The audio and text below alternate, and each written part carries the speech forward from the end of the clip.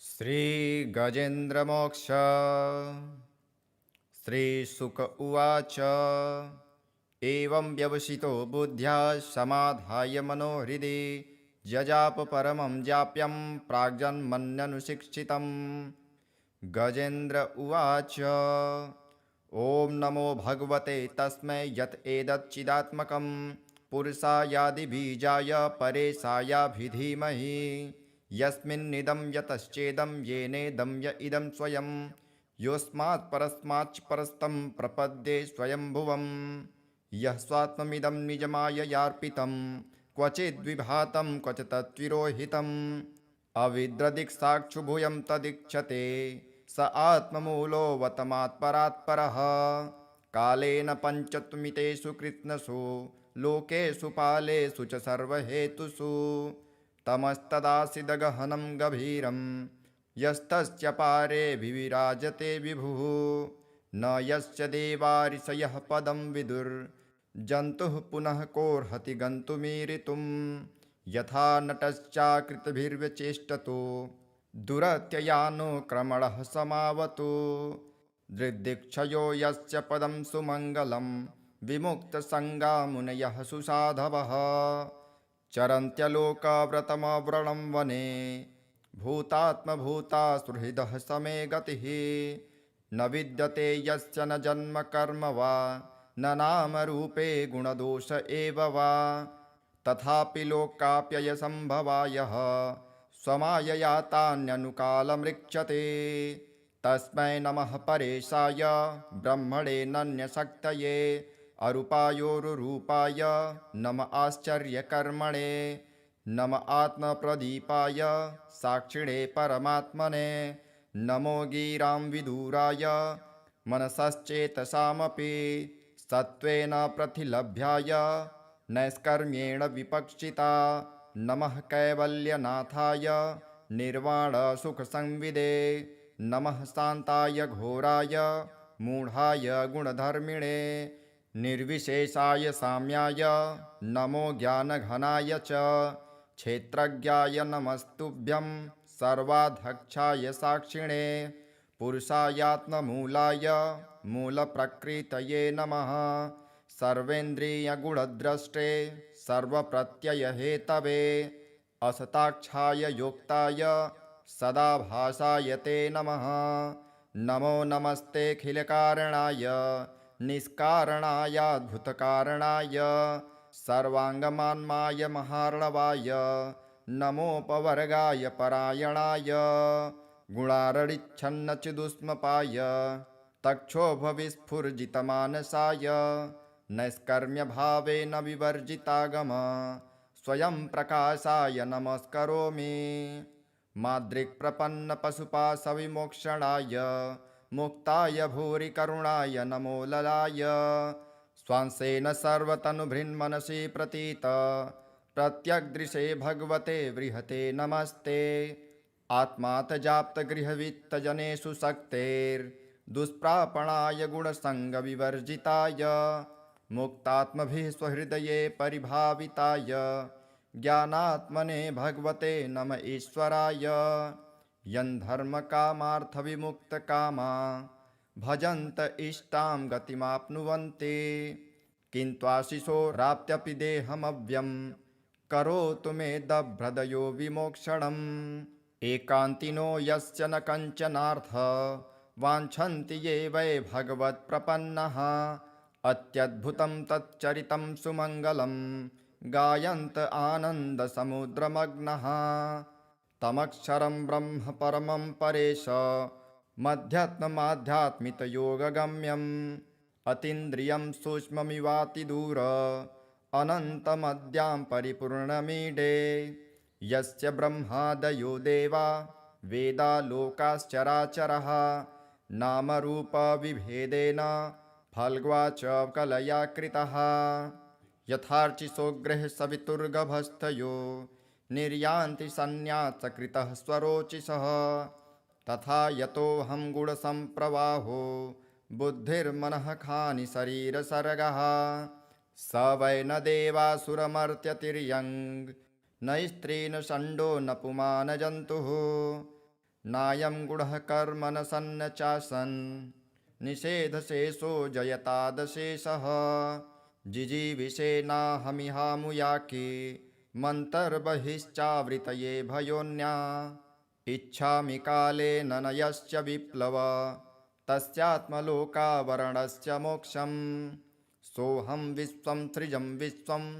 विश्वं विश्ववेदसं विश्वात्मा मनजं ब्रह्म प्रणतोऽस्मि परं पदं योगरन्धितकर्माणो हृदि योगविभाविते योगिनो यं प्रपश्यन्ति योगेशं तं नतोऽस्म्यहम् नमो नमस्तुभ्यं सह्यवेग शक्तित्रयायाखिलधिगुणाय प्रपन्नपालाय दुरन्तशक्तये कदिन्द्रियाणामनवाप्यवर्मणे नायं वेद स्वमात्मानं यच्छक्त्याहं धिया हतं तं दुरात्ययमाहात्म्यं भगवन्तमितोऽस्म्यहम् श्रीशुकदेव उवाच गजेन्द्रमुपवर्णितनिर्विशेषं ब्रह्मादयो विविधलिङ्गभिधाभिमानः नैते यदोपशस्त्रिपुनिर्खिलात्मकत्वात् तत्राखिलामर्मयो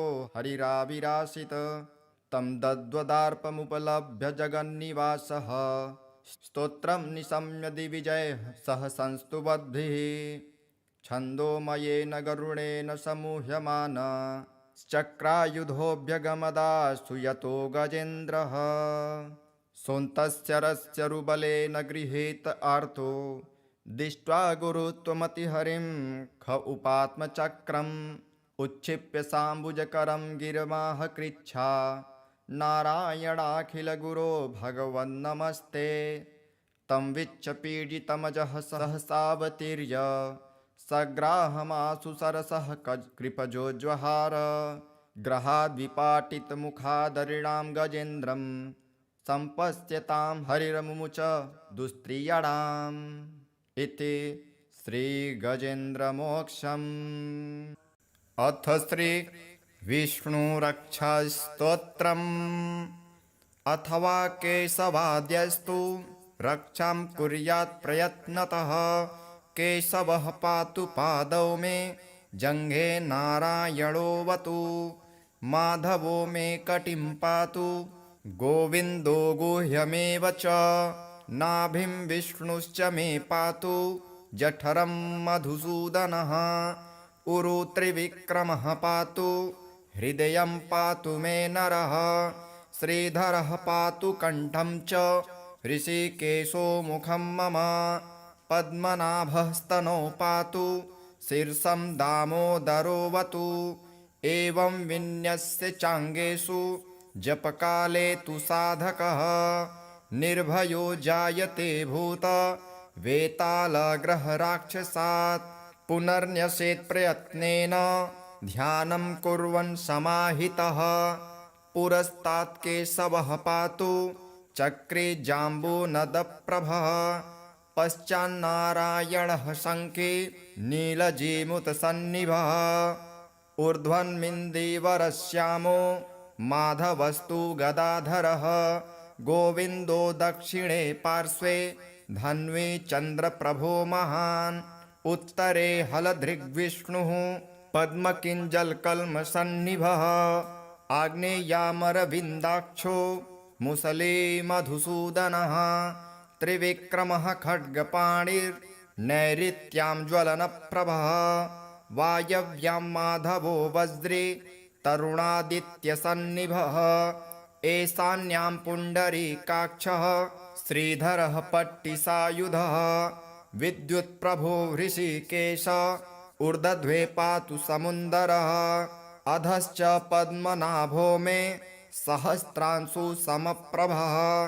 सर्वायुधः सर्वशक्तिः सर्वाद्यः सर्वतोमुखः इन्द्रगोपप्रभः पायात् पाशहस्तोपराजितः स बाह्याभ्यन्तरे देहमव्याद्यामोदरो हरिः एवं सर्वत्र निश्चिन्द्रं नाम द्वादशपञ्जरम् प्रविष्टोऽहं न मे किञ्चित् द्वयमस्ति कदाचनः एवं रक्षाविधायाथ दुर्धर्षो जायते नरः सर्वेषु नृहरिर्मन्त्र वर्गेष्वेवं विधिर्मतः।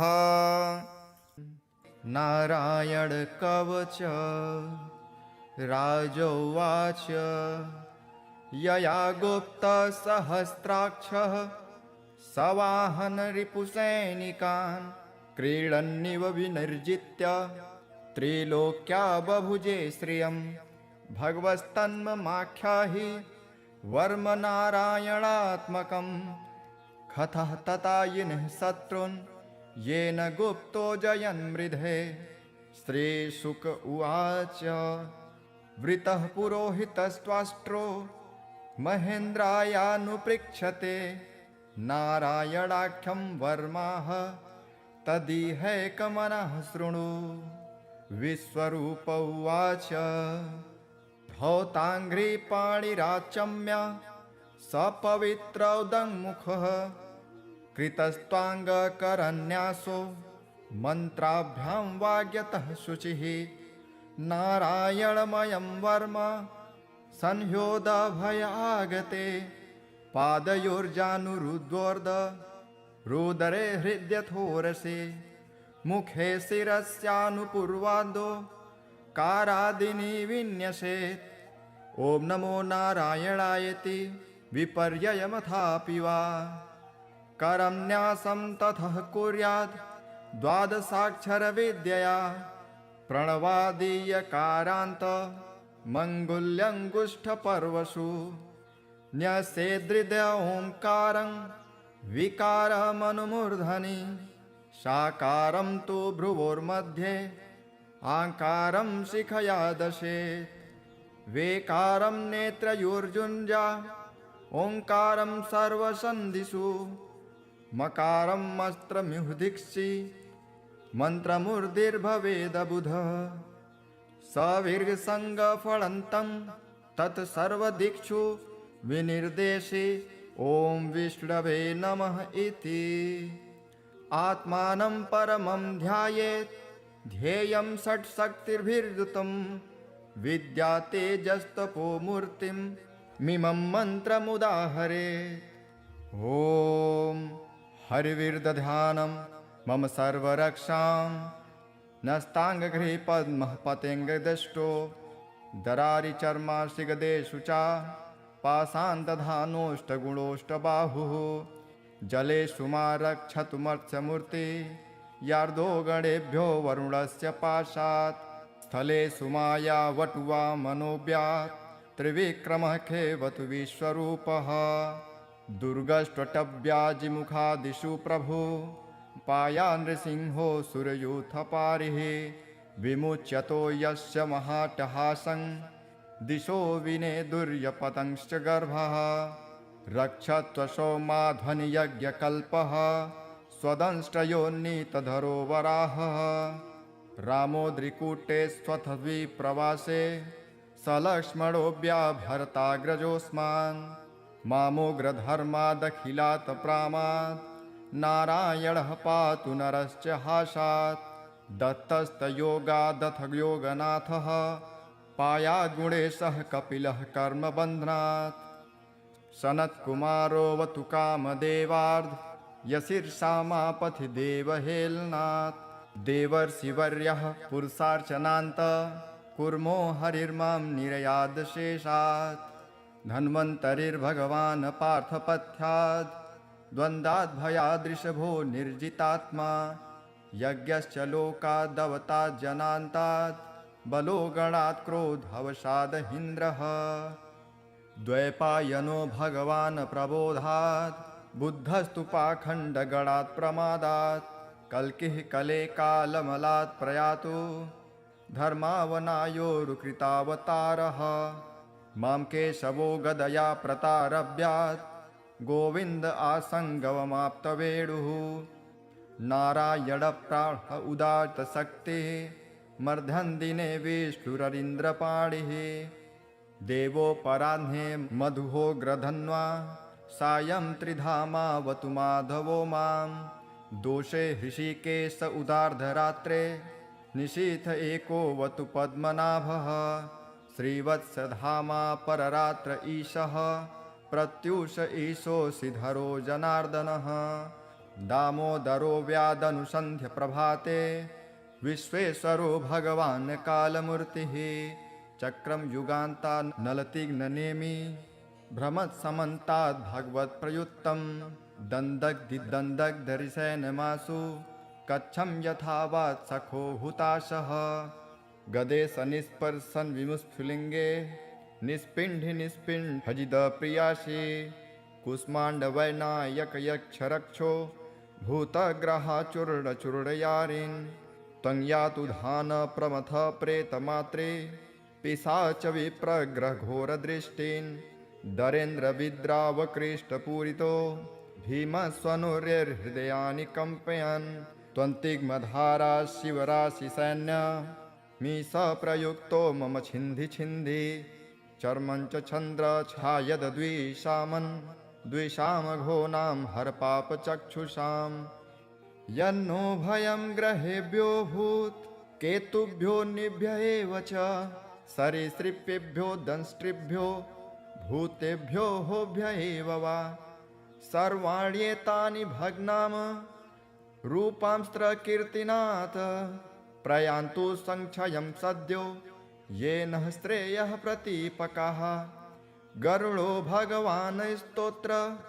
तोभश्छन्दोमयः प्रभु रक्षत्वशेषः कृच्छेभ्यो विश्वक्सेनः स्वनामभिः सर्वापद्भ्यो हरे नाम रूपयानायुधानिनः बुद्धिन्द्रियः मनः प्राणान् पान्तु पार्षदभूषणः यथा हि भगवानेव वस्तुतः सदसच्चयत् सत्यनानेन नः सर्वे यान्तु न समुमाद्रवाः यथैकात्म्यानुभावानां विकल्परहितः स्वयं भूषाणायुद्धलिङ्गाख्या धत्ते शक्ति स्वमायया तेनैव सत्यमानेन सर्वज्ञो भगवान् हरिः पातु सर्वः स्वरूपैर्नः सदा सर्वत्र सर्वगः विदिक्षुः दिक्षुर्ध्वमनदः समान्ता दन्तर्बहिर्भगवान् नरसिंहः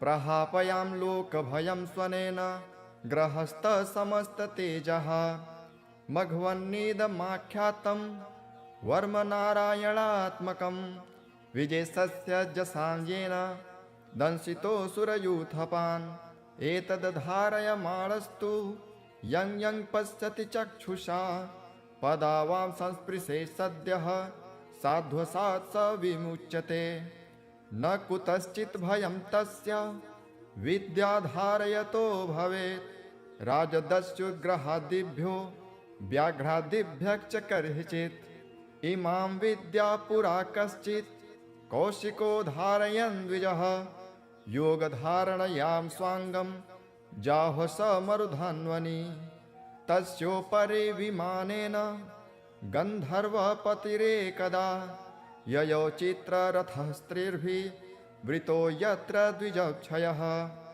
गगनान्यपततः सद्यः स विमानो हवाक्स्थिरः स वालखिल्यवचनां दस्थिन्यादाय विस्मितः प्राच्यस्य प्राचि सरस्वत्यां स्नात्वा धाम स्वमन्वगात् श्रीशुक उवाच यः इदं शृणुयात् काले यो धारयति चादृतः नं नमस्यन्ति भूतानि मुच्यते सर्वतो भयात् एतां विद्यामधिगतो विश्वरूपाश्चथ क्रतुः त्रैलोक्यलक्ष्मी बुभुजे विनिर्जित्य मृधेशुरान् एवं व्यवसितो बुद्ध्या समाधाय मनोहृदि जजाप परमं जाप्यं प्राग्जन्मन्यनुशिक्षितं गजेन्द्र उवाच ॐ नमो भगवते तस्मै यत्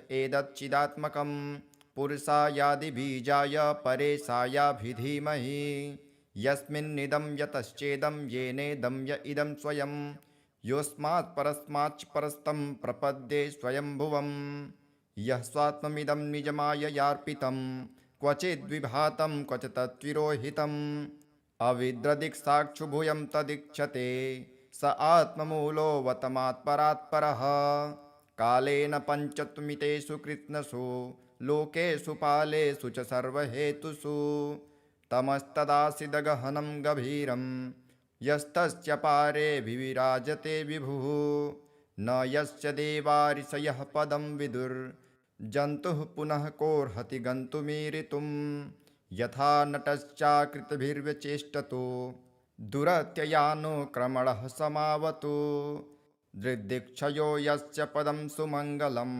विमुक्तसङ्गा मुनयः सुसाधवः चरन्त्यलोकव्रतमव्रणं वने भूतात्मभूता सुहृदः समे गतिः न विद्यते यस्य न जन्म कर्म वा न नामरूपे गुणदोष एव वा तथापि लोकाप्ययसम्भवायः स्वमायया तान्यनुकालमृक्षते तस्मै नमः परेशाय ब्रह्मणे नन्यशक्तये अरूपायोरुरूपाय नम आश्चर्यकर्मणे नम आत्मप्रदीपाय साक्षिणे परमात्मने नमो गिरां विदुराय मनसश्चेतसामपि सत्त्वेन प्रतिलभ्याय नैष्कर्म्येण विपक्षिता नमः कैवल्यनाथाय निर्वाणसुखसंविदे नमः शान्ताय घोराय मूढाय गुणधर्मिणे निर्विशेषाय साम्याय नमो ज्ञानघनाय च क्षेत्रज्ञाय नमस्तुभ्यं सर्वाध्यक्षाय साक्षिणे पुरुषायात्ममूलाय मूलप्रकृतये नमः सर्वेन्द्रियगुणद्रष्टे सर्वप्रत्ययहेतवे असताक्षाय योक्ताय सदाभासाय ते नमः नमो नमस्तेऽखिलकारणाय निष्कारणायाद्भुतकारणाय सर्वाङ्गमान्माय महार्णवाय नमोपवर्गाय परायणाय गुणारडिच्छन्नचिदुष्मपाय तक्षोभविस्फुर्जितमानसाय नैष्कर्म्यभावेन विवर्जितागम स्वयं प्रकाशाय नमस्करोमि माद्रिक्प्रपन्नपशुपाशविमोक्षणाय मुक्ताय भूरि करुणाय नमो ललाय स्वांसेन सर्वतनुभृन्मनसि प्रतीत प्रत्यग्दृशे भगवते बृहते नमस्ते आत्मातजाप्तगृहवित्तजनेषु शक्तेर्दुष्प्रापणाय गुणसङ्गविवर्जिताय मुक्तात्मभिः स्वहृदये परिभाविताय ज्ञानात्मने भगवते नम ईश्वराय यन्धर्मकामार्थविमुक्तकामा भजन्त इष्टां गतिमाप्नुवन्ति किन्त्वाशिशोराप्त्यपि देहमव्यं करोतु मे दभ्रदयो विमोक्षणम् एकान्तिनो यस्य न कञ्चनार्थ वाञ्छन्ति ये वै भगवत्प्रपन्नः अत्यद्भुतं तच्चरितं सुमङ्गलं गायन्त आनन्दसमुद्रमग्नः तमक्षरं ब्रह्म परमं परेश मध्यात्ममाध्यात्मितयोगगम्यम् अतीन्द्रियं सूक्ष्ममिवातिदूर अनन्तमद्यां परिपूर्णमीडे यस्य ब्रह्मादयो देवा वेदा लोकाश्चराचरः नामरूपविभेदेन फल्ग्वा च कलया कृतः यथार्चिसोग्रः सवितुर्गभस्थयो निर्यान्ति सन्न्यासकृतः स्वरोचिषः तथा यतोऽहं गुणसम्प्रवाहो बुद्धिर्मनः खानि शरीरसर्गः स वै न देवासुरमर्त्यतिर्यङ् न स्त्री न षण्डो न पुमान् जन्तुः नायं गुणः कर्म न सन्न चासन् निषेधशेषो जयतादशेषः जिजीविषेनाहमिहामुयाके मन्तर्बहिश्चावृतये भयोन्या इच्छामि कालेन न यस्य विप्लव तस्यात्मलोकावरणस्य मोक्षम् सोऽहं विश्वं सृजं विश्वं विश्वं विश्ववेदसं विश्वात्मामनजं ब्रह्म प्रणतोऽस्मि परं पदं योगरन्धितकर्माणो हृदि योगविभाविते योगिनो यं प्रपश्यन्ति योगेशं तं नतोऽस्म्यहम् नमो नमस्तुभ्यं सह्यवेग शक्तित्रयायाखिलधिगुणाय प्रपन्नपालाय दुरन्तशक्तये कदिन्द्रियाणामनवाप्यवर्मणे नायं वेद स्वमात्मानं यक्षक्त्याहं धिया हतं तं दुरात्ययमाहात्म्यं भगवन्तमितोऽस्म्यहं। श्रीशुकदेव उवाच गजेन्द्रमुपवर्णितनिर्विशेषं ब्रह्मादयो विविधलिङ्गभिधाभिमानः नैते यदोपशस्त्रिपुनिर्खिलात्मकत्वात् तत्राखिलामरमयो हरिराविरासीत् तं दद्वदार्पमुपलभ्य जगन्निवासः स्तोत्रं निशम्य दिविजयः सह संस्तुवद्भिः छन्दोमयेन गरुडेन समूह्यमान चक्रायुधोऽभ्यगमदास्तु यतो गजेन्द्रः सोऽन्तस्य रस्यरुबलेन गृहीत आर्तो दृष्ट्वा गुरुत्वमतिहरिं ख उपात्मचक्रम् उच्छिप्य साम्बुजकरं गिरमाह कृच्छा नारायणाखिलगुरो भगवन्नमस्ते तं विच्छपीडितमजः सहसावतीर्य सग्राहमासु सरसः कृपजोज्वहार ग्रहाद्विपाटितमुखादरिणां गजेन्द्रं सम्पश्यतां हरिरमुमुच दुस्त्रियणाम् इति श्रीगजेन्द्रमोक्षम्। अथ श्रीविष्णुरक्षास्तोत्रम्। अथवा केशवाद्यस्तु रक्षां कुर्यात् प्रयत्नतः केशवः पातु पादौ मे जङ्घे नारायणोऽवतु माधवो मे कटिं पातु गोविन्दो गुह्यमेव च नाभिं विष्णुश्च मे पातु जठरं मधुसूदनः उरु त्रिविक्रमः पातु हृदयं पातु मे नरः श्रीधरः पातु कण्ठं च ऋषिकेशो मुखं मम पद्मनाभस्तनौ पातु शीर्षं दामोदरोऽवतु एवं विन्यस्य चाङ्गेषु जपकाले तु साधकः निर्भयो जायते भूत वेतालग्रहराक्षसात् पुनर्न्यसेत् प्रयत्नेन ध्यानं कुर्वन् समाहितः पुरस्तात् केशवः पातु चक्रे जाम्बूनदप्रभः पश्चान्नारायणः शङ्खे नीलजीमुतसन्निभः ऊर्ध्वन्मिन्दीवरश्यामो माधवस्तु गदाधरः गोविन्दो दक्षिणे पार्श्वे धन्वी चन्द्रप्रभो महान् उत्तरे हलधृग्विष्णुः पद्मकिञ्जलकल्मषन्निभः आग्नेयामरविन्दाक्षो मुसले मधुसूदनः त्रिविक्रमः खड्गपाणिर्नैऋत्यां ज्वलनप्रभः वायव्यां माधवो वज्रे तरुणादित्यसन्निभः ईशान्यां पुण्डरीकाक्षः श्रीधरः पट्टिसायुधः विद्युत्प्रभो हृषीकेश ऊर्ध्वे पातु समुन्दरः अधश्च पद्मनाभो मे सहस्रांशु समप्रभः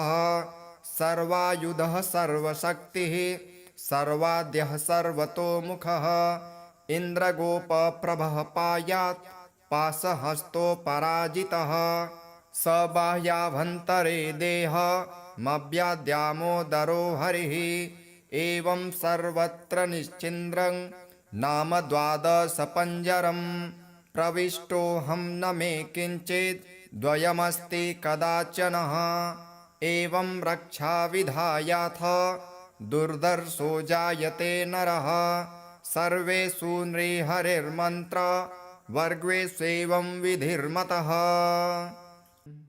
नारायण कवच राजोवाच यया गुप्तसहस्राक्षः सवाहन रिपुसैनिकान् क्रीडन्निव विनिर्जित्य त्रिलोक्या बभुजे श्रियं भगवस्तन्ममाख्याहि वर्म नारायणात्मकं कथः ततायिनः शत्रून् येन गुप्तो जयन् मृधे।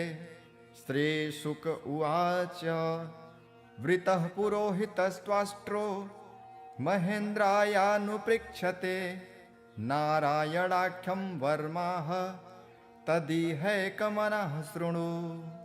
विश्वरूप उवाच धौताङ्घ्रिपाणिराचम्य सपवित्रौदङ्मुखः कृतस्त्वाङ्गकरन्यासो मन्त्राभ्यां वाग्यतः शुचिः नारायणमयं वर्म संह्योदभयागते पादयोर्जानुरुद्वोर्ध रुदरे हृद्यथोरसे मुखे शिरस्यानुपूर्वादो कारादिनी विन्यसेत्। ॐ नमो नारायणायति विपर्ययमथापि वा करं न्यासं ततः कुर्याद् द्वादशाक्षरविद्यया प्रणवादीयकारान्त मङ्गुल्यङ्गुष्ठपर्वसु न्यसेदृदय ओङ्कारं विकारमनुमूर्धनि साकारं तु भ्रुवोर्मध्ये आकारं शिखया दशेत् वेकारं नेत्रयोर्जुञ्जा ओङ्कारं सर्वसन्धिषु मकारं अस्त्रमिहुदिक्षि मन्त्रमूर्तिर्भवेदबुधः सविर्गसङ्गफलन्तं तत्सर्वदिक्षु विनिर्देशे ॐ विष्णवे नमः इति आत्मानं परमं ध्यायेत् ध्येयं षट्शक्तिर्भिर्युतं विद्या तेजस्तपो मूर्तिं मिमं मन्त्रमुदाहरेत्।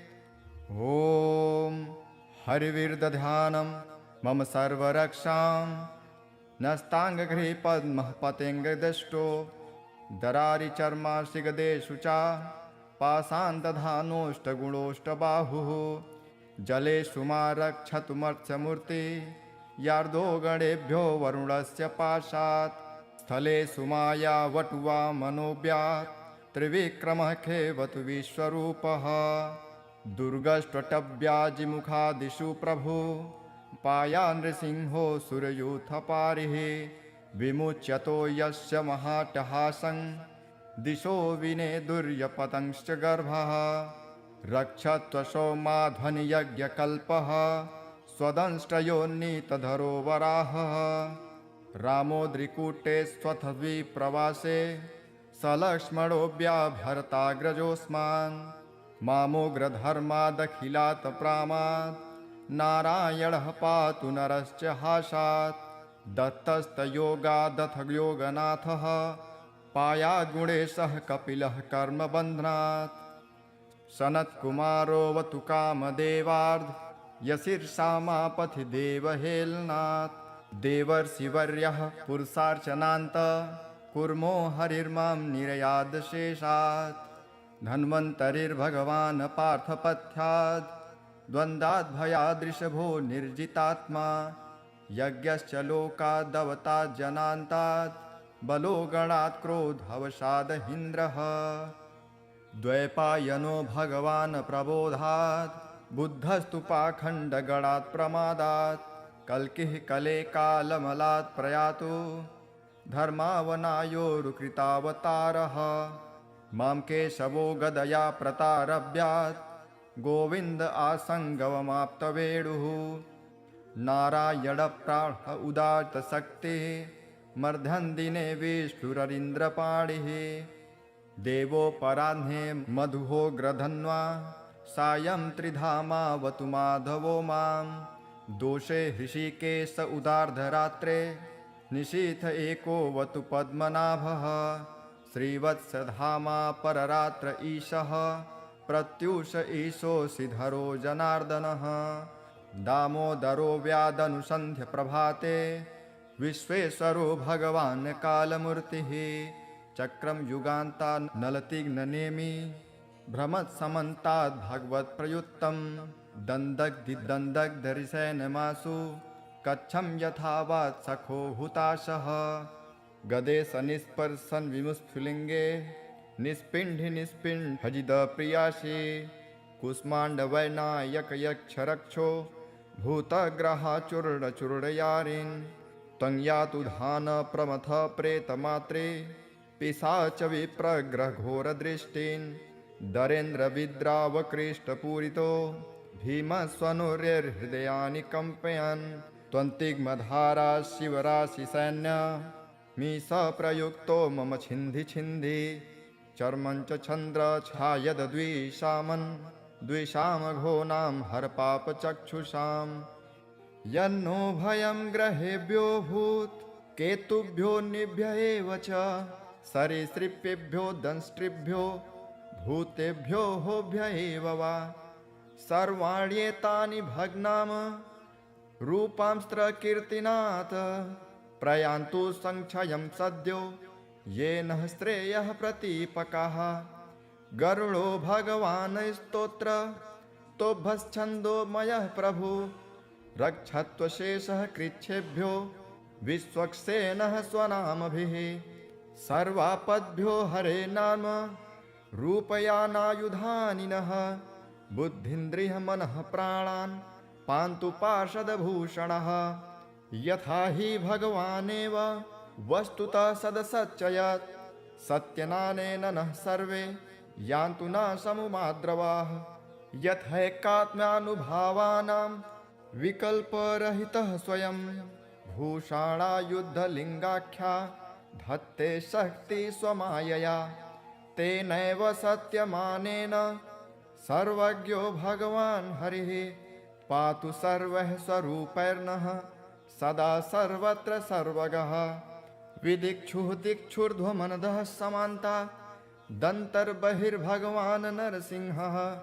प्रहापयां लोकभयं स्वनेन ग्रहस्थ समस्ततेजः मघवन्निदमाख्यातं वर्मनारायणात्मकं विजयस्य जसाञ्जेन दंशितोऽसुरयूथपान् एतद्धारयमाणस्तु यं यं पश्यति चक्षुषा पदावां संस्पृशे सद्यः साध्वसात् स विमुच्यते न कुतश्चित् भयं तस्य विद्याधारयतो भवेत् राजदस्युग्रहादिभ्यो व्याघ्रादिभ्यश्च कर्हिचित् इमां विद्या पुरा कश्चित् कौशिको धारयन् द्विजः योगधारणयां स्वाङ्गं जाह्व स मरुधन्वनि तस्योपरि विमानेन गन्धर्वपतिरेकदा ययौ चित्ररथः स्त्रीर्भिः वृतो यत्र द्विजक्षयः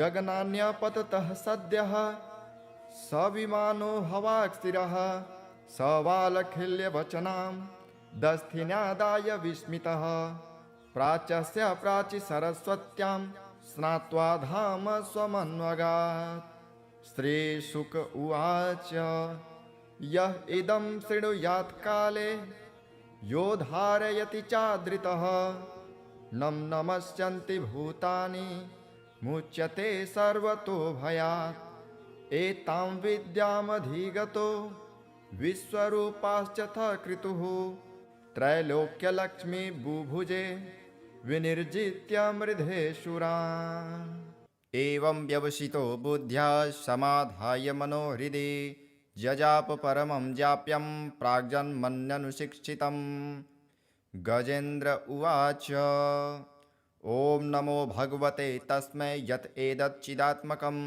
पुरुषायादिबीजाय परेशायाभिधीमहि यस्मिन्निदं यतश्चेदं येनेदं य इदं स्वयं योऽस्मात् परस्माच्च परस्तं प्रपद्ये स्वयंभुवम् यः स्वात्ममिदं निजमाययार्पितं क्वचिद्विभातं क्वच तत्विरोहितम् अविद्रदिक्साक्षुभूयं तदीक्षते स आत्ममूलोऽवतमात्परात्परः कालेन पञ्चत्वमितेषु कृत्स्नसु लोकेषु पालेषु च सर्वहेतुषु तमस्तदासीदगहनं गभीरं यस्तस्य पारे विविराजते विभुः न यस्य देवारिषयः पदं विदुर्जन्तुः पुनः कोर्हति गन्तुमीरितुं यथा नटश्चाकृतिभिर्व्यचेष्टतो दुरत्ययानुक्रमणः समावतु दृग्दिक्षयो यस्य पदं सुमङ्गलं विमुक्तसङ्गा मुनयः सुसाधवः चरन्त्यलोकव्रतमव्रणं वने भूतात्मभूता सुहृदः समे गतिः न विद्यते यस्य न जन्म कर्म वा न नाम रूपे गुणदोष एव वा तथापि लोकाप्ययसम्भवायः स्वमायया तान्यनुकालमृक्षते तस्मै नमः परेशाय ब्रह्मणे नन्यशक्तये अरूपायोरुरूपाय नम आश्चर्यकर्मणे नम आत्मप्रदीपाय साक्षिणे परमात्मने नमो गिरां विदुराय मनसश्चेतसामपि सत्त्वेन प्रतिलभ्याय नैष्कर्म्येण विपक्षिता नमः कैवल्यनाथाय निर्वाणसुखसंविदे नमः शान्ताय घोराय मूढाय गुणधर्मिणे निर्विशेषाय साम्याय नमो ज्ञानघनाय च क्षेत्रज्ञाय नमस्तुभ्यं सर्वाध्यक्षाय साक्षिणे पुरुषायात्ममूलाय मूलप्रकृतये नमः सर्वेन्द्रियगुणद्रष्टे सर्वप्रत्ययहेतवे असताक्षाय योक्ताय सदाभासाय ते नमः नमो नमस्तेऽखिलकारणाय निष्कारणायाद्भुतकारणाय सर्वाङ्गमान्माय महार्णवाय नमोपवर्गाय परायणाय गुणारडिच्छन्नचिदुष्मपाय तक्षोभविस्फुर्जितमानसाय नैष्कर्म्यभावेन विवर्जितागम स्वयं प्रकाशाय नमस्करोमि माद्रिक्प्रपन्नपशुपाशविमोक्षणाय मुक्ताय भूरि करुणाय नमो ललाय स्वांसेन सर्वतनुभृन्मनसि प्रतीत प्रत्यग्दृशे भगवते बृहते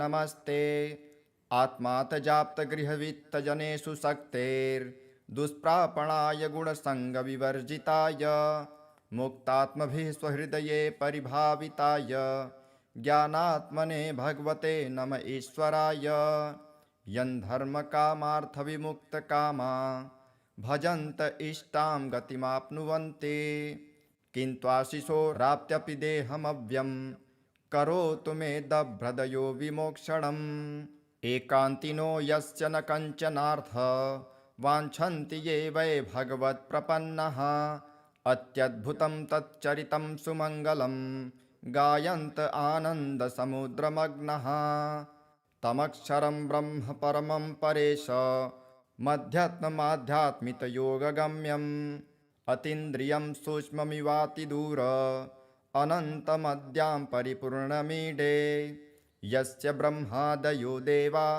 वेदा लोकाश्चराचरः नामरूपविभेदेन फल्ग्वा च कलया कृतः यथार्चिसोग्रः सवितुर्गभस्थयो निर्यान्ति सन्न्यासकृतः स्वरोचिषः तथा यतोऽहं गुणसम्प्रवाहो बुद्धिर्मनः खानि शरीरसर्गः स वै न देवासुरमर्त्यतिर्यङ् न स्त्री न षण्डो न पुमान् जन्तुः नायं गुणः कर्म न सन्न चासन् निषेधशेषो जयतादशेषः जिजीविषेनाहमिहामुयाके मन्तर्बहिश्चावृतये भयोन्या इच्छामि कालेन न यश्च विप्लव तस्यात्मलोकावरणस्य मोक्षम् सोऽहं विश्वं सृजं विश्वं विश्वं विश्ववेदसं विश्वात्मामनजं ब्रह्म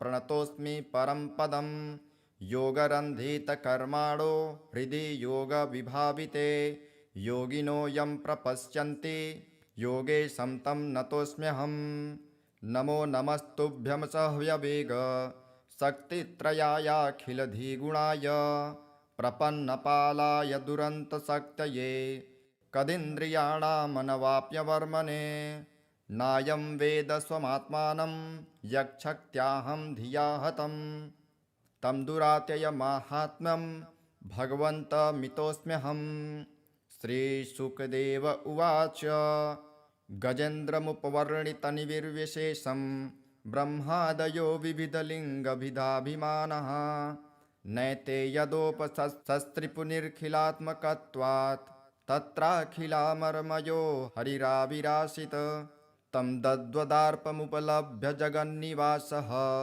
स्तोत्रं निशम्य दिविजयः सह संस्तुवद्भिः छन्दोमयेन गरुडेन समूह्यमान चक्रायुधोऽभ्यगमदास्तु यतो गजेन्द्रः सोऽन्तस्य रस्यरुबलेन गृहीत आर्तो दृष्ट्वा गुरुत्वमतिहरिं ख उपात्मचक्रम् उच्छिप्य साम्बुजकरं गिरमाह कृच्छा नारायणाखिलगुरो भगवन्नमस्ते तं वीक्ष्य पीडितमजः सहसावतीर्य सग्राहमाशु सरसः कृपजोज्वहार ग्रहाद्विपाटितमुखादरिणां गजेन्द्रं सम्पश्यतां हरिरमुमुच दुस्त्रियणाम् इति श्रीगजेन्द्रमोक्षम्। अथ श्री विष्णुरक्षास्तोत्रम्। अथवा केशवाद्यस्तु रक्षां कुर्यात् प्रयत्नतः केशवः पातु पादौ मे जङ्घे नारायणोऽवतु माधवो मे कटिं पातु गोविन्दो गुह्यमेव च नाभिं विष्णुश्च मे पातु जठरं मधुसूदनः उरु त्रिविक्रमः पातु हृदयं पातु मे नरः श्रीधरः पातु कण्ठं च ऋषिकेशो मुखं मम पद्मनाभः स्तनौ पातु शीर्षं दामोदरोऽवतु एवं विन्यस्य चाङ्गेषु जपकाले तु साधकः निर्भयो जायते भूत वेतालग्रहराक्षसात् पुनर्न्यसेत् प्रयत्नेन ध्यानं कुर्वन् समाहितः पुरस्तात् केशवः पातु चक्रे जाम्बूनदप्रभः पश्चान्नारायणः शङ्खे नीलजीमुतसन्निभः ऊर्ध्वन्मिन्दीवरश्यामो माधवस्तु गदाधरः गोविन्दो दक्षिणे पार्श्वे धन्वी चन्द्रप्रभो महान् उत्तरे हलधृग्विष्णुः पद्मकिञ्जलकल्मषन्निभः आग्नेयामरविन्दाक्षो मुसले मधुसूदनः त्रिविक्रमः खड्गपाणिर्नैऋत्यां ज्वलनप्रभः वायव्यां माधवो वज्रे तरुणादित्यसन्निभः ईशान्यां पुण्डरीकाक्षः श्रीधरः पट्टिसायुधः विद्युत्प्रभो हृषीकेश ऊर्ध्वे पातु समुन्दरः अधश्च पद्मनाभो मे सहस्रांशु समप्रभः सर्वायुधः सर्वशक्तिः सर्वाद्यः सर्वतोमुखः इन्द्रगोपप्रभः पायात् पाशहस्तोपराजितः स बाह्याभ्यन्तरे देहमव्याद्यामोदरो हरिः एवं सर्वत्र निश्चिन्द्रं नाम द्वादशपञ्जरं प्रविष्टोऽहं न मे किञ्चित् द्वयमस्ति कदाचनः एवं रक्षाविधायाथ दुर्धर्षो जायते नरः सर्वेषु नृहरिर्मन्त्र वर्गेष्वेवं विधिर्मतः। नारायण कवच राजोवाच यया गुप्तसहस्राक्षः सवाहन रिपुसैनिकान् क्रीडन्निव विनिर्जित्य त्रिलोक्या बभुजे श्रियं भगवस्तन्ममाख्याहि वर्म नारायणात्मकं कथः ततायिनः शत्रून् येन गुप्तो जयन्मृधे। श्रीशुक उवाच वृतः पुरोहितस्त्वाष्ट्रो महेन्द्रायानुपृच्छते नारायणाख्यं वर्माः तदिहैकमनः शृणु।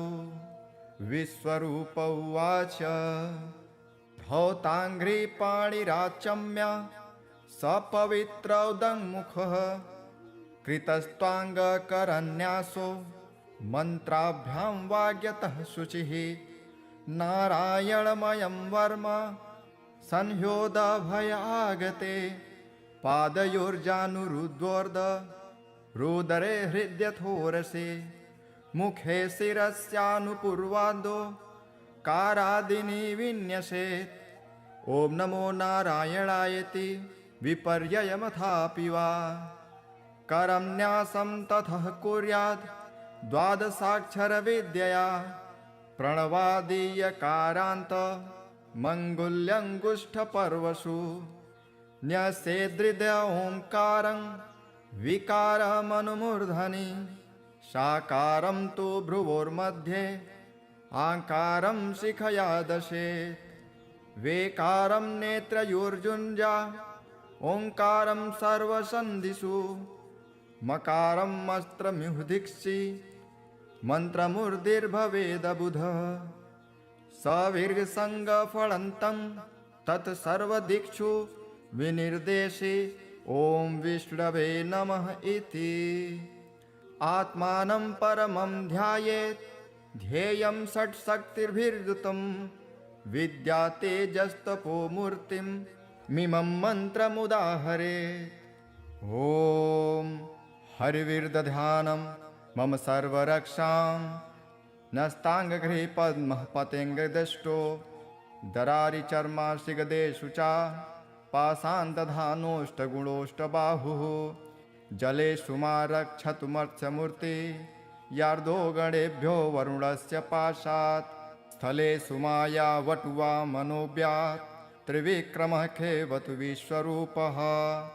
दुर्गष्ट्वटव्याजिमुखादिषु प्रभु पाया नृसिंहो सुरयूथपारिः। विमुच्यतो यस्य महाटहासं दिशो विनेदुर्यपतंश्च गर्भः।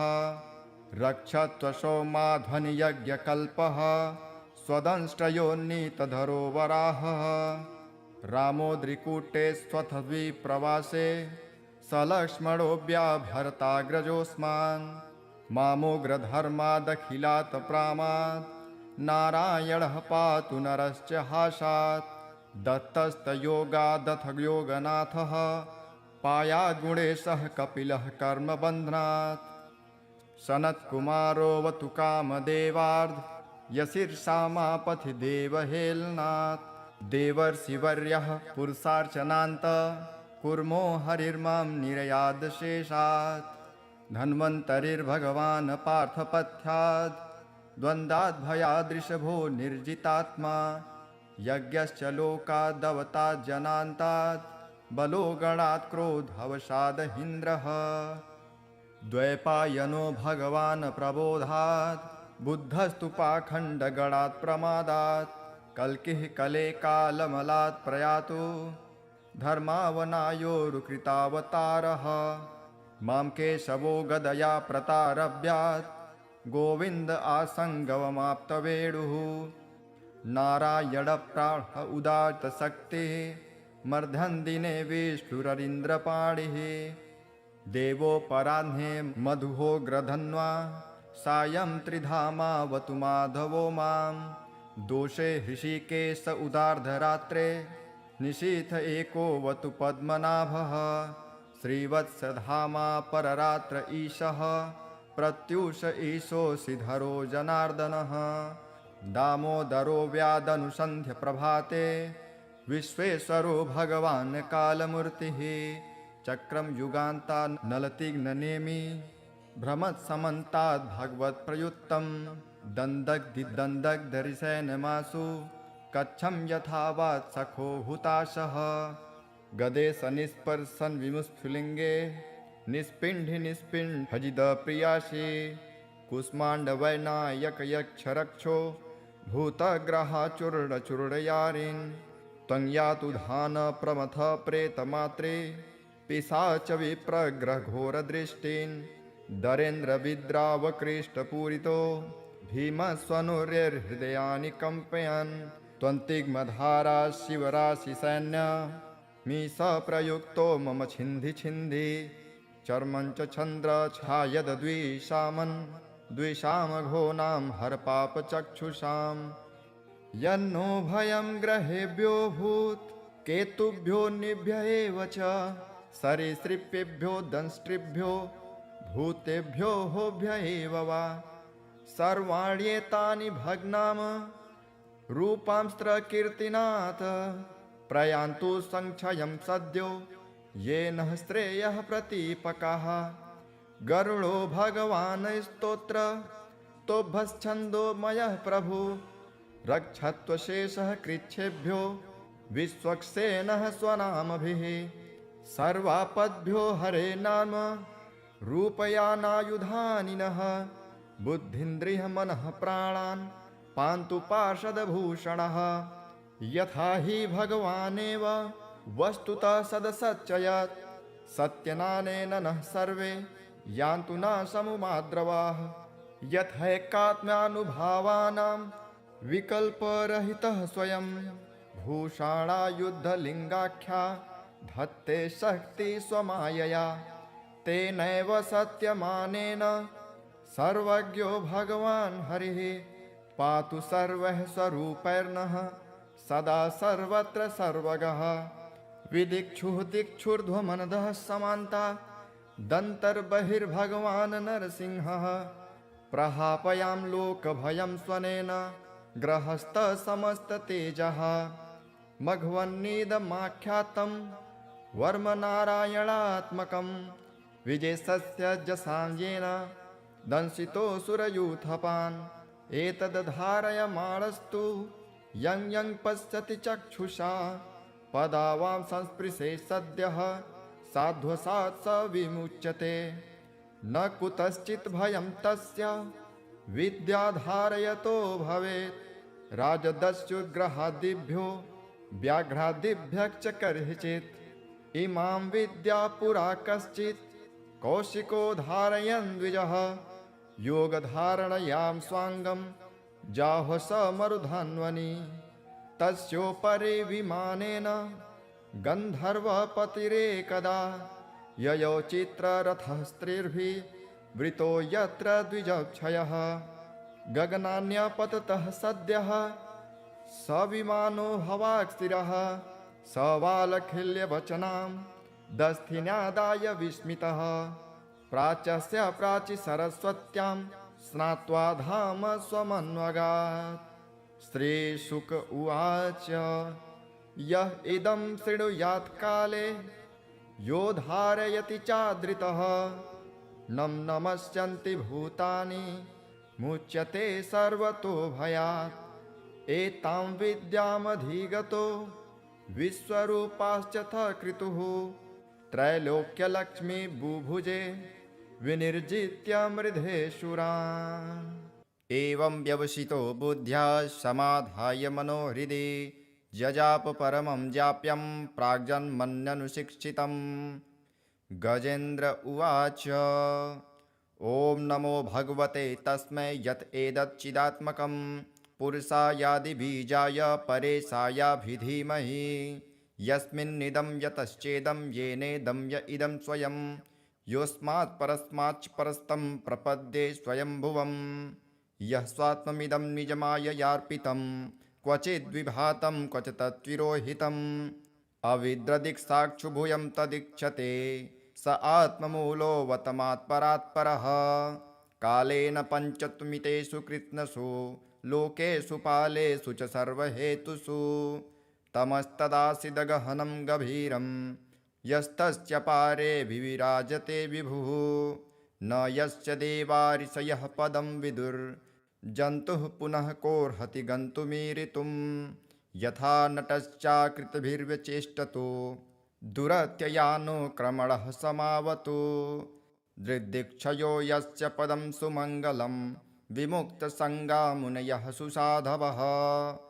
चरन्त्यलोकव्रतमव्रणं वने भूतात्मभूतासुहृदः समे गतिः।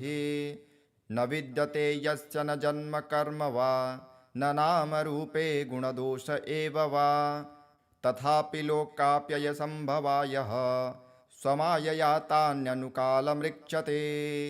तस्मै नमः परेशाय ब्रह्मणे नन्यशक्तये अरूपायोरुरूपाय नम आश्चर्यकर्मणे। नम आत्मप्रदीपाय साक्षिणे परमात्मने। नमो गिरां विदुराय मनसश्चेतसामपि सत्त्वेन प्रतिलभ्याय नैष्कर्म्येण विपक्षिता नमः कैवल्यनाथाय निर्वाणसुखसंविदे नमः शान्ताय घोराय मूढाय गुणधर्मिणे निर्विशेषाय साम्याय नमो ज्ञानघनाय च क्षेत्रज्ञाय नमस्तुभ्यं सर्वाध्यक्षाय साक्षिणे पुरुषायात्ममूलाय मूलप्रकृतये नमः सर्वेन्द्रियगुणद्रष्टे सर्वप्रत्ययहेतवे असताक्षाय योक्ताय सदाभासाय ते नमः नमो नमस्तेऽखिलकारणाय निष्कारणायाद्भुतकारणाय सर्वाङ्गमान्माय महार्णवाय नमोपवर्गाय परायणाय गुणारडिच्छन्नचिदुष्मपाय तक्षोभविस्फुर्जितमानसाय नैष्कर्म्यभावेन विवर्जितागम स्वयं प्रकाशाय नमस्करोमि माद्रिक्प्रपन्नपशुपाशविमोक्षणाय मुक्ताय भूरि करुणाय नमो ललाय स्वांसेन सर्वतनुभृन्मनसि प्रतीत प्रत्यग्दृशे भगवते बृहते नमस्ते आत्मातजाप्तगृहवित्तजनेषु शक्तेर्दुष्प्रापणाय गुणसङ्गविवर्जिताय मुक्तात्मभिः स्वहृदये परिभाविताय ज्ञानात्मने भगवते नम ईश्वराय यन्धर्मकामार्थविमुक्तकामा भजन्त इष्टां गतिमाप्नुवन्ति किन्त्वाशिशोराप्त्यपि देहमव्यं करोतु मे दभ्रदयो विमोक्षणम् एकान्तिनो यस्य न कञ्चनार्थ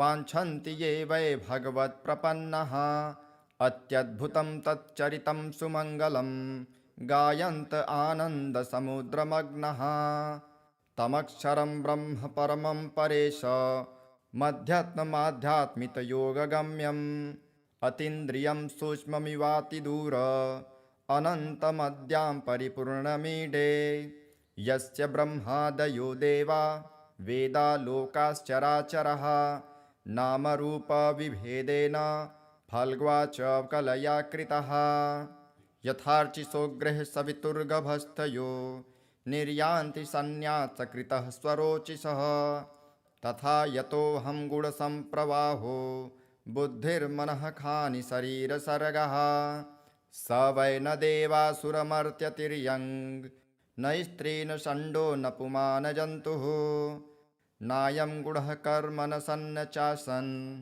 निषेधशेषो जयतादशेषः जिजीविषेनाहमिहामुयाके मन्तर्बहिश्चावृतये भयोन्या इच्छामि कालेन न यश्च विप्लव तस्यात्मलोकावरणस्य मोक्षम् सोऽहं विश्वं सृजं विश्वं विश्वं विश्ववेदसं विश्वात्मामनजं ब्रह्म प्रणतोऽस्मि परं पदं योगरन्धितकर्माणो हृदि योगविभाविते योगिनो यं प्रपश्यन्ति योगेशं तं नतोऽस्म्यहं नमो नमस्तुभ्यं सह्यवेग शक्तित्रयायाखिलधिगुणाय प्रपन्नपालाय दुरन्तशक्तये कदिन्द्रियाणामनवाप्यवर्मणे नायं वेद स्वमात्मानं यक्षक्त्याहं धिया हतं तं दुरात्ययमाहात्म्यं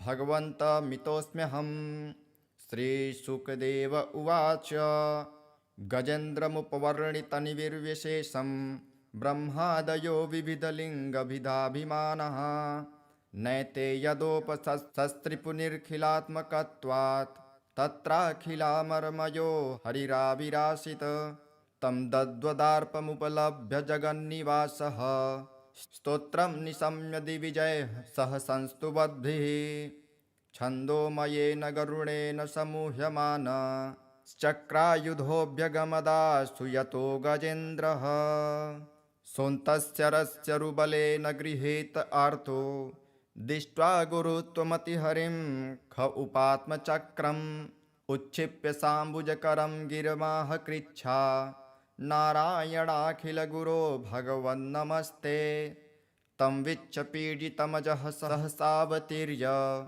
सग्राहमासु सरसः कृपजोज्वहार ग्रहाद्विपाटितमुखादरिणां गजेन्द्रं सम्पश्यतां हरिरमुमुच दुस्त्रियणाम् इति श्रीगजेन्द्रमोक्षम्।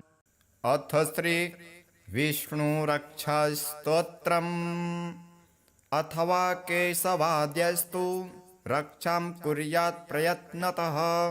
केशवः पातु पादौ मे जङ्घे नारायणोऽवतु। माधवो मे कटिं पातु गोविन्दो गुह्यमेव च। नाभिं विष्णुश्च मे पातु जठरं मधुसूदनः। उरु त्रिविक्रमः पातु हृदयं पातु मे नरः। श्रीधरः पातु कण्ठं च ऋषिकेशो मुखं मम। पद्मनाभः स्तनौ पातु शीर्षं दामोदरोऽवतु। एवं विन्यस्य चाङ्गेषु जपकाले तु साधकः निर्भयो जायते भूत वेतालग्रहराक्षसात्। पुनर्न्यसेत् प्रयत्नेन ध्यानं कुर्वन् समाहितः। पुरस्तात् केशवः पातु चक्रे जाम्बूनदप्रभः। पश्चान्नारायणः शङ्खे नीलजीमुतसन्निभः। ऊर्ध्वन्मिन्दीवरश्यामो माधवस्तु गदाधरः। गोविन्दो दक्षिणे पार्श्वे धन्वी चन्द्रप्रभो महान्। उत्तरे हलधृग्विष्णुः पद्मकिञ्जलकल्मषन्निभः। आग्नेयामरविन्दाक्षो मुसले मधुसूदनः। त्रिविक्रमः खड्गपाणिर्नैऋत्यां ज्वलनप्रभः। वायव्यां माधवो वज्रे तरुणादित्यसन्निभः। ईशान्यां पुण्डरीकाक्षः श्रीधरः पट्टिसायुधः। विद्युत्प्रभो हृषीकेश ऊर्ध्वे पातु समुन्दरः। अधश्च पद्मनाभो मे सहस्रांशु समप्रभः। सर्वायुधः सर्वशक्तिः सर्वाद्यः सर्वतोमुखः। इन्द्रगोपप्रभः पायात् पाशहस्तोपराजितः। स बाह्याभ्यन्तरे देहमव्याद्यामोदरो हरिः। एवं सर्वत्र निश्चिन्द्रं नाम द्वादशपञ्जरम्। प्रविष्टोऽहं न मे किञ्चित् द्वयमस्ति कदाचनः। एवं रक्षाविधायाथ दुर्धर्षो जायते नरः। सर्वेषु नृहरिर्मन्त्र वर्गेष्वेवं विधिर्मतः। नारायण कवच राजोवाच यया गुप्तसहस्राक्षः सवाहन रिपुसैनिकान्। क्रीडन्निव विनिर्जित्य त्रिलोक्या बभुजे श्रियं। भगवस्तन्ममाख्याहि वर्म नारायणात्मकं। खतः ततायिनः शत्रून् येन गुप्तो जयन्मृधे। श्रीशुक उवाच वृतः पुरोहितस्त्वाष्ट्रो महेन्द्रायानुपृच्छते। नारायणाख्यं वर्माः तदिहैकमनः शृणु। विश्वरूप उवाच धौताङ्घ्रिपाणिराचम्य सपवित्रौदङ्मुखः। कृतस्त्वाङ्गकरन्यासो मन्त्राभ्यां वाग्यतः शुचिः। नारायणमयं वर्म संह्योदभयागते। पादयोर्जानुरुद्वोर्ध रुदरे हृद्यथोरसे। मुखे शिरस्यानुपूर्वादो कारादिनी विन्यसेत्। ॐ नमो नारायणायति विपर्ययमथापि वा। करं न्यासं ततः कुर्याद् द्वादशाक्षरविद्यया। प्रणवादीयकारान्त मङ्गुल्यङ्गुष्ठपर्वसु। न्यसेदृदय ओङ्कारं विकारमनुमूर्धनि। साकारं तु भ्रुवोर्मध्ये आकारं शिखया दशेत्। वेकारं नेत्रयोर्जुञ्जा ओङ्कारं सर्वसन्धिषु। मकारमस्त्रमिहुदीक्षि मन्त्रमूर्तिर्भवेदबुधः सविर्गसङ्गफलन्तं तत्सर्वदिक्षु विनिर्देशे ॐ विष्णवे नमः इति आत्मानं परमं ध्यायेत् ध्येयं षट्शक्तिर्भिर्युतं विद्या तेजस्तपो मूर्तिं मिमं मन्त्रमुदाहरेत् ॐ हरिविर्दध्यानं मम सर्वरक्षां नस्ताङ्गगृहे पद्मः पतेङ्गदष्टो दरारिचर्माशिगदेषु च पाषाणदधानोष्टगुणोष्टबाहुः जलेषु मा रक्षतु मत्स्यमूर्ति यार्दो गणेभ्यो वरुणस्य पाशात् स्थलेषु माया वटुवा मनोव्यात् त्रिविक्रमः खेवतु विश्वरूपः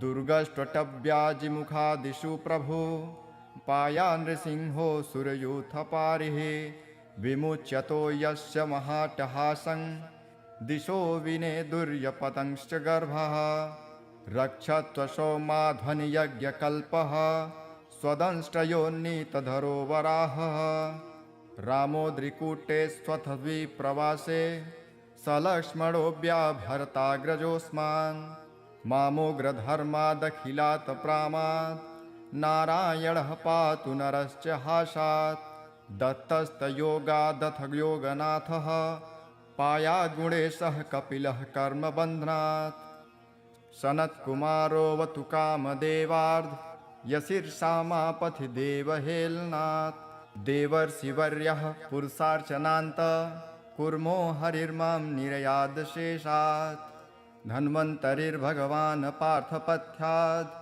द्वन्द्वाद्भयादृशभो निर्जितात्मा यज्ञश्च लोकादवतात् जनान्तात् बलो गणात् क्रोधवशादहीन्द्रः द्वैपायनो भगवान् प्रबोधात् बुद्धस्तु पाखण्डगणात् प्रमादात् कल्किः कले कालमलात् प्रयातु धर्मावनायोरुकृतावतारः मां केशवो गदया प्रतारभ्यात् गोविन्द आसङ्गवमाप्तवेणुः नारायणप्राण उदात्तशक्तिः मर्धन्दिने विष्णुररीन्द्रपाणिः देवोपराह्ने मधुहोग्रधन्वा सायं त्रिधामावतु माधवो मां दोषे हृषिकेश उदार्धरात्रे निशीथ एकोऽवतु पद्मनाभः श्रीवत्सधामा पररात्र ईशः प्रत्यूष ईशोऽसिधरो जनार्दनः दामोदरो व्यादनुसन्ध्य प्रभाते विश्वेश्वरो भगवान् कालमूर्तिः चक्रं युगान्ता नलतिग्ननेमि भ्रमत्समन्ताद् भगवत्प्रयुक्तं दन्दग्धिदन्दग्धरिसेनमासु कच्छं यथावात् सखो हुताशः गदे सनिस्पर्शन विमुस्फुलिङ्गे निष्पिण्ढि निष्पिण्ढजिदप्रियासि कुष्माण्डवैनायकयक्षरक्षो भूतग्रहाचूर्णचूर्णयारिन् त्वं यातु धान प्रमथ प्रेतमात्रे पिशाच विप्रग्रहघोरदृष्टिन् दरेन्द्रविद्रावकृष्टपूरितो भीमस्वनुर्हृदयानि कम्पयन् त्वन्तिग्मधारा शिवराशिसैन्य मीश प्रयुक्तो मम छिन्धि छिन्धि चर्मं च छन्द्र छायद्विषामन् द्विषामघोनां हरपापचक्षुषां यन्नो भयं ग्रहेभ्यो भूत् केतुभ्यो निभ्य एव च सरीसृपेभ्यो दंष्ट्रिभ्यो भूतेभ्यो होभ्य एव वा सर्वाण्येतानि भग्नाम रूपांस्त्रकीर्तिनाथ प्रयान्तु संक्षयं सद्यो येन श्रेयः प्रतीपकाः गरुडो भगवान् स्तोत्र तोभश्छन्दोमयः प्रभु रक्षत्वशेषः कृच्छेभ्यो विश्वक्सेनः स्वनामभिः सर्वापद्भ्यो हरे नाम रूपयानायुधानिनः बुद्धिन्द्रियः मनः प्राणान् पान्तु पार्षदभूषणः यथा हि भगवानेव वस्तुतः सदसच्चयत् सत्यनानेन नः सर्वे यान्तु न समुमाद्रवाः यथैकात्म्यानुभावानां विकल्परहितः स्वयं भूषाणायुद्धलिङ्गाख्या धत्ते शक्ति स्वमायया तेनैव सत्यमानेन सर्वज्ञो भगवान् हरिः पातु सर्वः स्वरूपैर्नः सदा सर्वत्र सर्वगः विदिक्षुः दिक्षुर्ध्वमनदः समान्ता दन्तर्बहिर्भगवान् नरसिंहः प्रहापयां लोकभयं स्वनेन ग्रहस्थसमस्ततेजः मघवन्निदमाख्यातं वर्मनारायणात्मकं विजयस्य जसाञ्जेन दंशितोऽसुरयूथपान् एतद्धारयमाणस्तु यं यं पश्यति चक्षुषा पदावां संस्पृशे सद्यः साध्वसात् स विमुच्यते न कुतश्चित् भयं तस्य विद्याधारयतो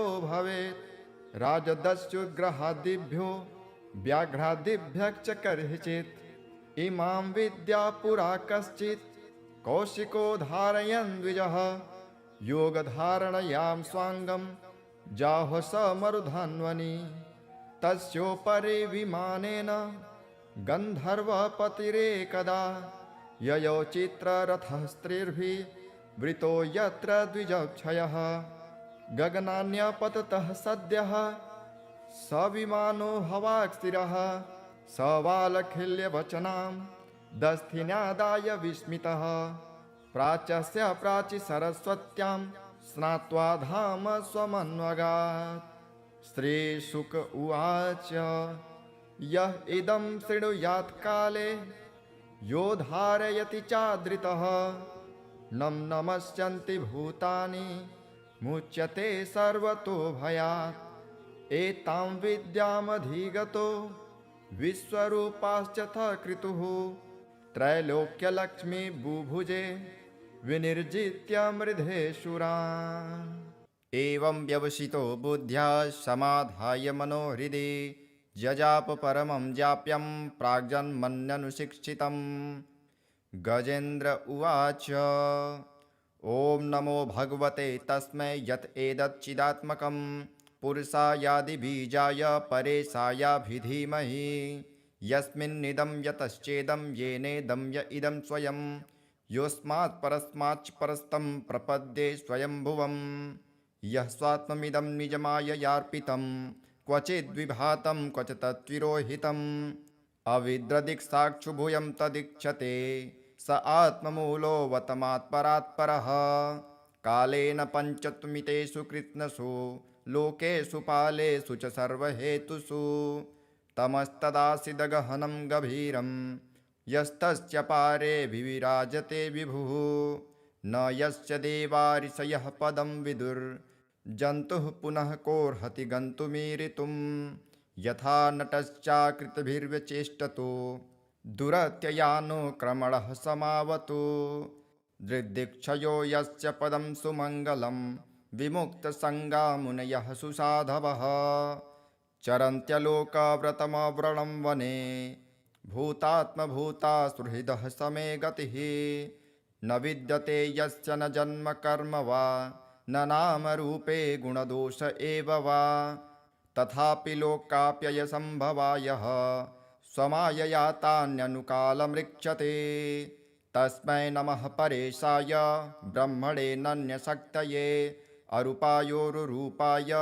नम आश्चर्यकर्मणे नम आत्मप्रदीपाय साक्षिणे परमात्मने नमो गिरां विदुराय मनसश्चेतसामपि सत्त्वेन प्रतिलभ्याय नैष्कर्म्येण विपक्षिता नमः कैवल्यनाथाय निर्वाणसुखसंविदे नमः शान्ताय घोराय मूढाय गुणधर्मिणे निर्विशेषाय साम्याय नमो ज्ञानघनाय च क्षेत्रज्ञाय नमस्तुभ्यं सर्वाध्यक्षाय साक्षिणे पुरुषायात्ममूलाय मूलप्रकृतये नमः सर्वेन्द्रियगुणद्रष्टे सर्वप्रत्ययहेतवे असताक्षाय योक्ताय सदाभासाय ते नमः नमो नमस्तेऽखिलकारणाय निष्कारणायाद्भुतकारणाय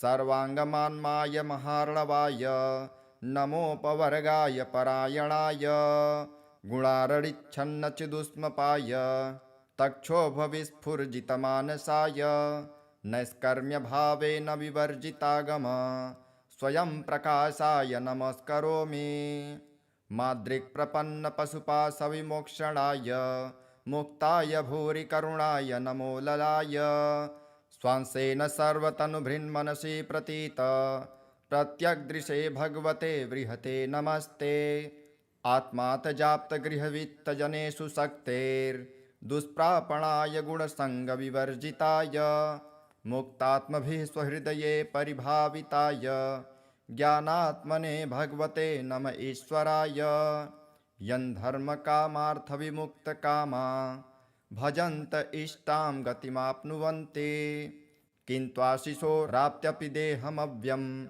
करोतु मे दभ्रदयो विमोक्षणम् एकान्तिनो यस्य न कञ्चनार्थ वाञ्छन्ति ये वै भगवत्प्रपन्नः अत्यद्भुतं तच्चरितं सुमङ्गलं गायन्त आनन्दसमुद्रमग्नः तमक्षरं ब्रह्म परमं परेश मध्यात्ममाध्यात्मितयोगगम्यम् अतीन्द्रियं सूक्ष्ममिवातिदूर अनन्तमद्यां परिपूर्णमीडे यस्य ब्रह्मादयो देवा वेदा लोकाश्चराचरः नामरूपविभेदेन फल्ग्वा च कलया कृतः यथार्चिसोग्रः सवितुर्गभस्थयो निर्यान्ति सन्न्यासकृतः स्वरोचिषः तथा यतोऽहं गुणसम्प्रवाहो बुद्धिर्मनः खानि शरीरसर्गः स वै न देवासुरमर्त्यतिर्यङ्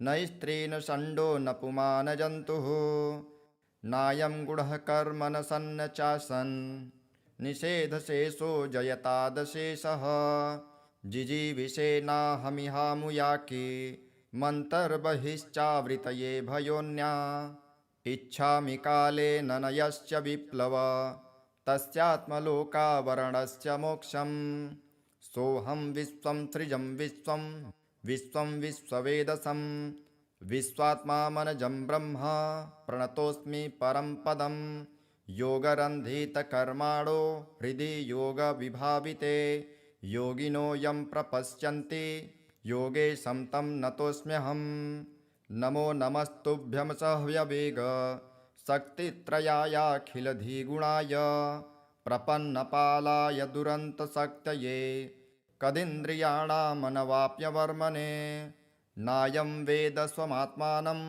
यक्षक्त्याहं धिया हतं तं दुरात्ययमाहात्म्यं भगवन्तमितोऽस्म्यहम् श्रीशुकदेव उवाच गजेन्द्रमुपवर्णितनिर्विशेषं ब्रह्मादयो विविधलिङ्गभिधाभिमानः नैते यदोपशस्त्रिपुनिर्खिलात्मकत्वात् तत्राखिलामर्मयो हरिराविरासित तं दद्वदार्पमुपलभ्य जगन्निवासः स्तोत्रं निशम्य दिविजयः सह संस्तुवद्भिः छन्दोमयेन गरुडेन समूह्यमान चक्रायुधोऽभ्यगमदास्तु यतो गजेन्द्रः सोऽन्तस्य रस्य रुबलेन गृहीत आर्तो दृष्ट्वा गुरुत्वमतिहरिं ख उपात्मचक्रम् उच्छिप्य साम्बुजकरं गिरमाह कृच्छा नारायणाखिलगुरो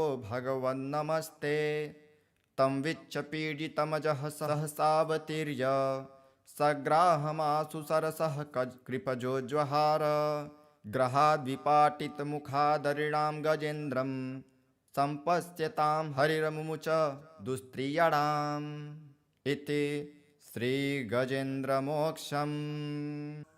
अथ श्रीविष्णुरक्षास्तोत्रम्।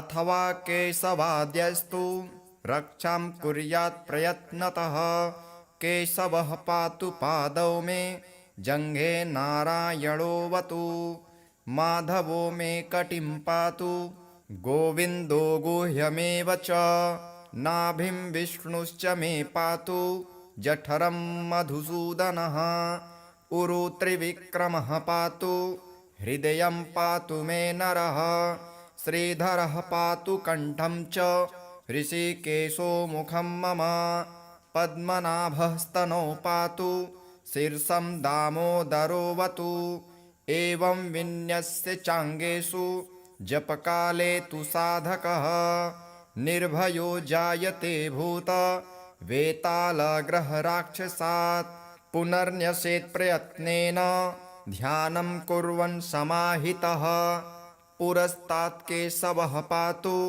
चक्रे जाम्बूनदप्रभः पश्चान्नारायणः शङ्खे नीलजीमुतसन्निभः ऊर्ध्वन्मिन्दीवरश्यामो माधवस्तु गदाधरः गोविन्दो दक्षिणे पार्श्वे धन्वी चन्द्रप्रभो महान् उत्तरे हलधृग्विष्णुः पद्मकिञ्जलकल्मषन्निभः आग्नेयामरविन्दाक्षो मुसले मधुसूदनः त्रिविक्रमः खड्गपाणिर्नैऋत्यां ज्वलनप्रभः वायव्यां माधवो वज्रे तरुणादित्यसन्निभः ईशान्यां पुण्डरीकाक्षः श्रीधरः पट्टिसायुधः विद्युत्प्रभो हृषीकेश ऊर्ध्वे पातु समुन्दरः अधश्च पद्मनाभो मे सहस्रांशु समप्रभः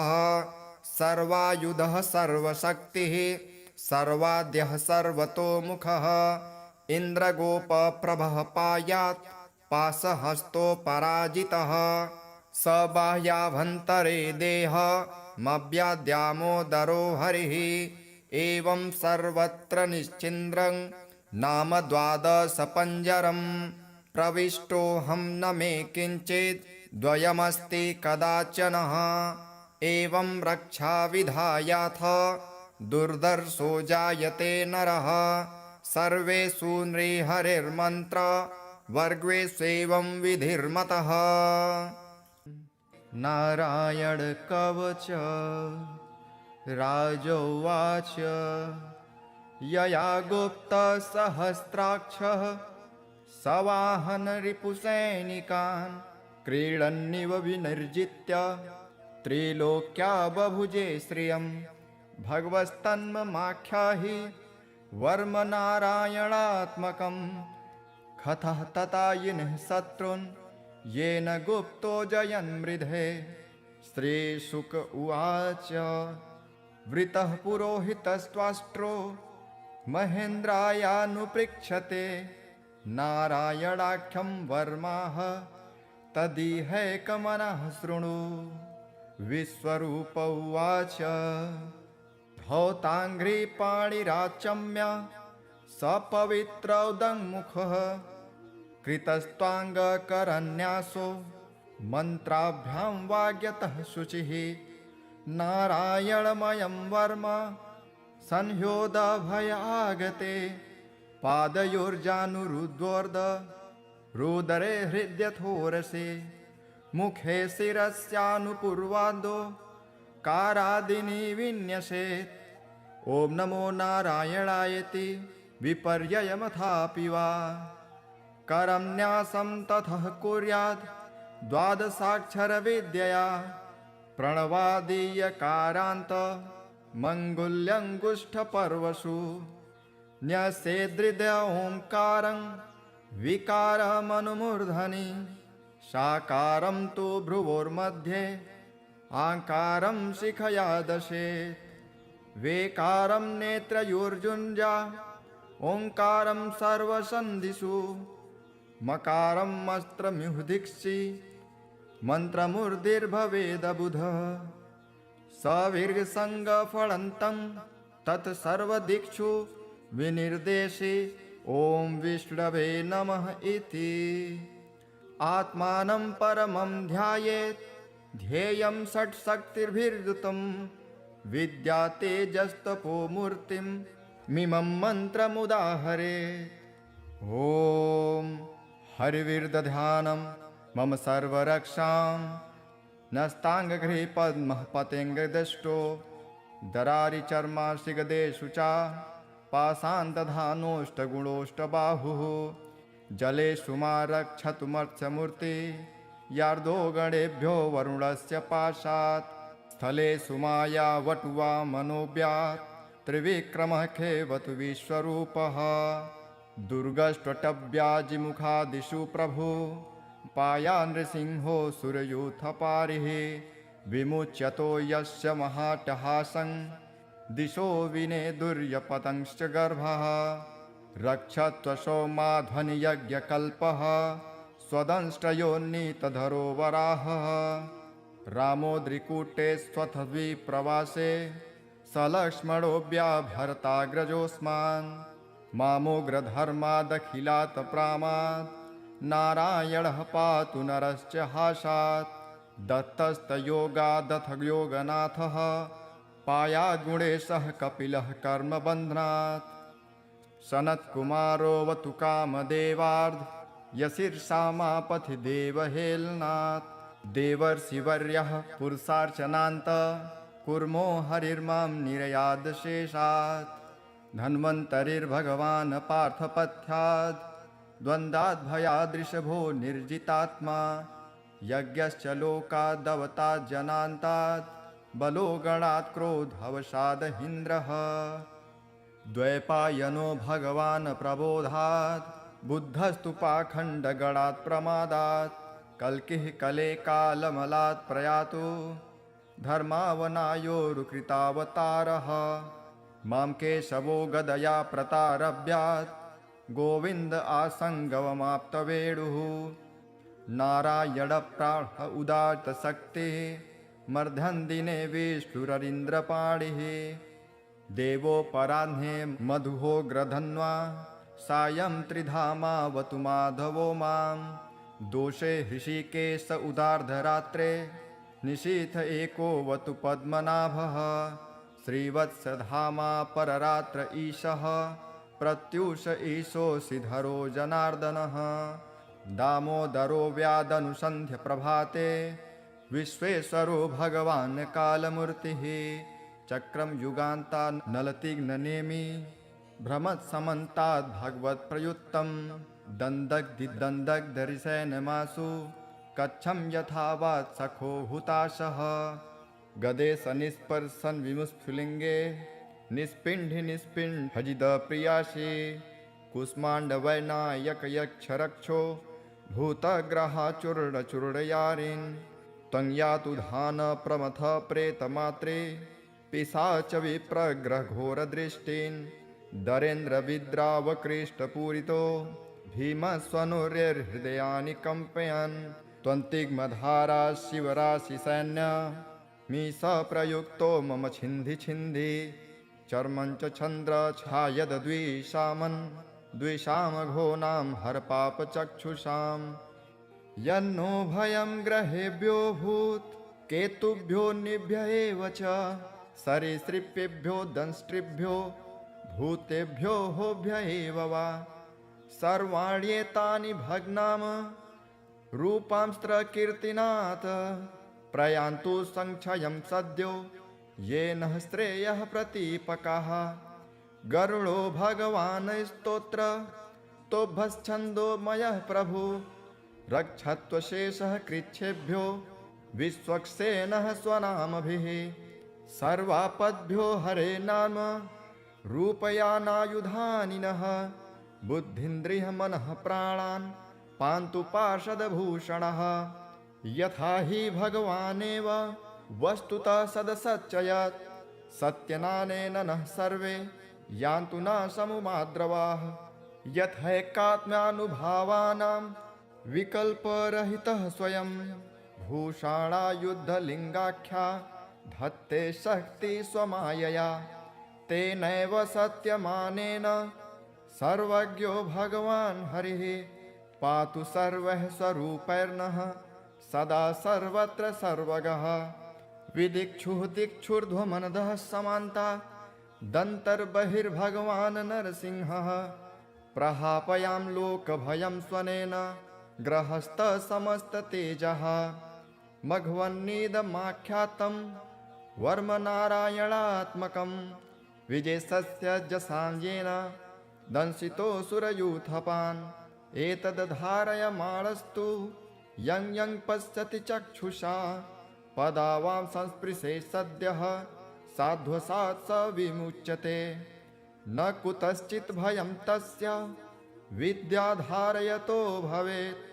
राजदस्युग्रहादिभ्यो व्याघ्रादिभ्यश्च कर्हिचित् इमां विद्या पुरा कश्चित् कौशिको धारयन् द्विजः योगधारणयां स्वाङ्गं जाह्व स मरुधन्वनि तस्योपरि विमानेन गन्धर्वपतिरेकदा ययौ चित्ररथः स्त्रीर्भिः वृतो यत्र द्विजक्षयः गगनान्यपततः सद्यः स विमानो हवाक्स्थिरः स वालखिल्यवचनां दस्थिन्यादाय विस्मितः प्राच्यस्य प्राचि सरस्वत्यां स्नात्वा धाम स्वमन्वगात् श्रीशुक उवाच यः इदं शृणुयात् काले यो धारयति चादृतः नं नमस्यन्ति भूतानि मुच्यते सर्वतो भयात् एतां विद्यामधिगतो विश्वरूपाश्च कृतुः त्रैलोक्यलक्ष्मी बुभुजे विनिर्जित्य मृधेशुरान्।